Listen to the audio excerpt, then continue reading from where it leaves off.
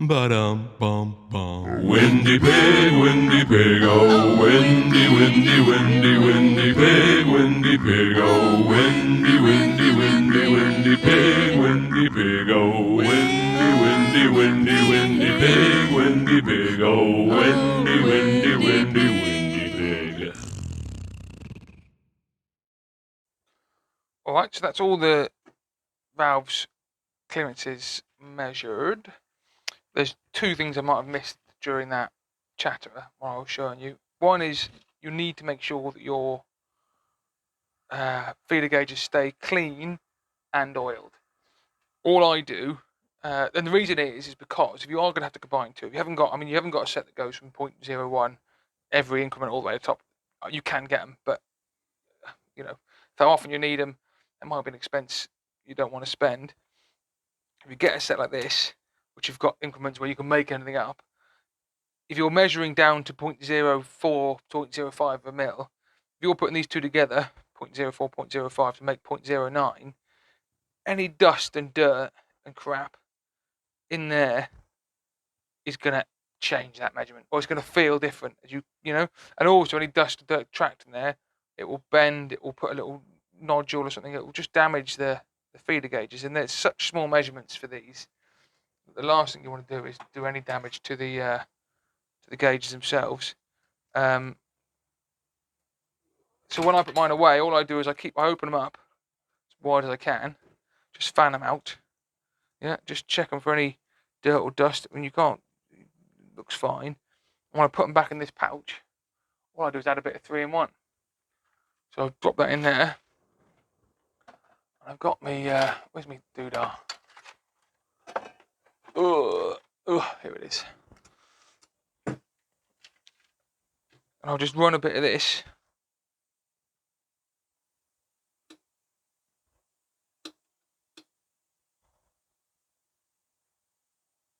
along the blades,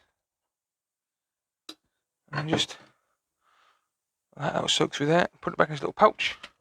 Now I know they've gone away oiled and safe. If I want to use them in 6 months' time, or 10 months' time, or years' time, I know that I've put them away oiled and clean, and they'll be good for measuring again.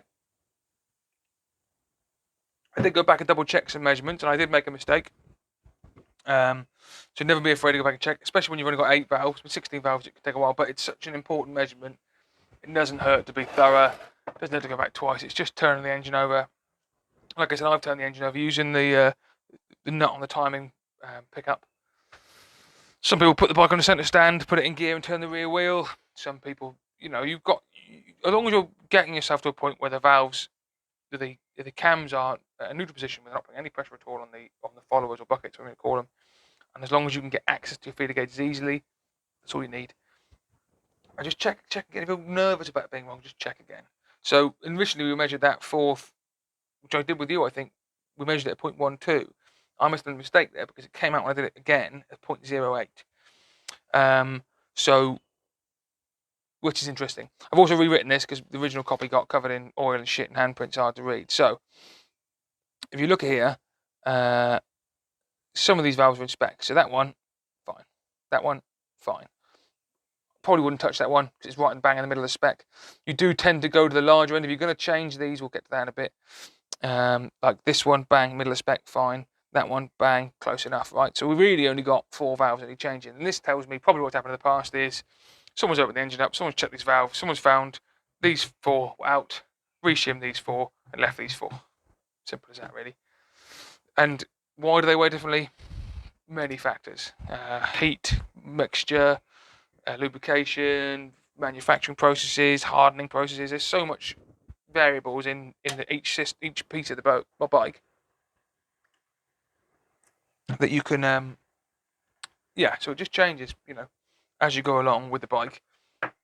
These clearances change, and this is why you check them fairly regularly. But that's taken me, while talking you through it, that's taken me less than an hour to measure all these shims, right? So I suppose we're taking the bike apart maybe an hour and a half at the most to strip the bike down to get to the point where I can measure them. It's not a big job to measure the valves, and it's peace of mind. Like I did it on the trumpet.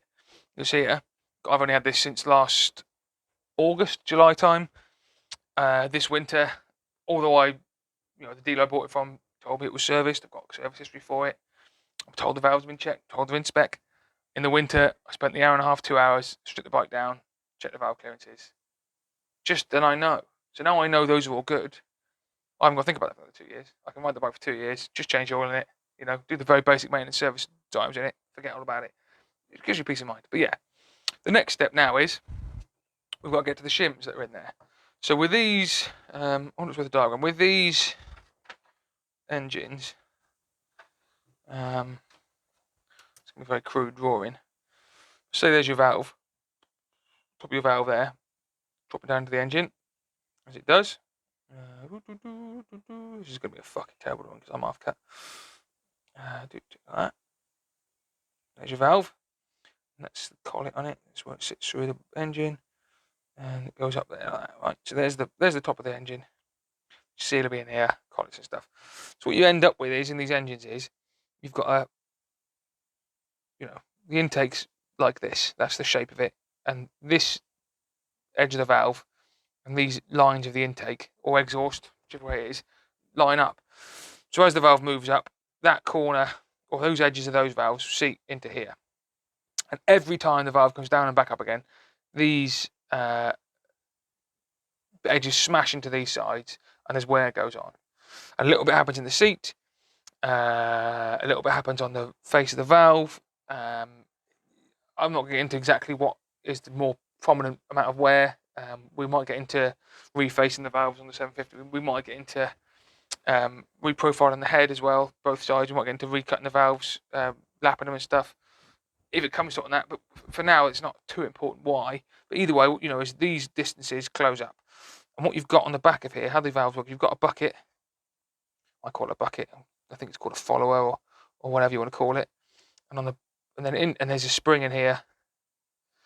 And then on top of this, between the bucket and the top of the valve, is a shim. Just a little piece of metal. Sometimes the shim's this side. Sometimes you get a shim over bucket. Sometimes you get an arm instead. Ducati do it differently. We won't get into that. But for most, I'd say the majority of high revving modern motorcycle engines, and when I say modern, I mean this side of the 80s, it's shim under bucket or shim over bucket, depending on the design. But it tends to be shim and bucket with the cams and the cam lobes. And what happens is, as your cam lobe turns around, there he is. It's a good drawing in it. Pushes that bucket down, pushes the valve, opens the valve up, lets mixture in or exhaust out, and then closes up again. And it's this spring closing it back up again that slams these valve seats in the valves into the valve seats, and that shortens this distance. So the distance between the where the height this valve can reach increases because that wear happens. This goes further that way, which means this tip of this valve stem goes that way, which means this bucket pushed up gets closer and closer. This distance here is what we're measuring closes down. That gets smaller, right? So what we want to do is